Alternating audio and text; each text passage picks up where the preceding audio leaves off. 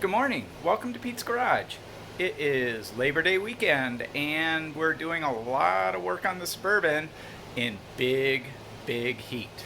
I am going to be today taking the engine cross member out of the Suburban because I need to put in the Off-Road Designs cross member, which lowers everything down and clears the oil pan.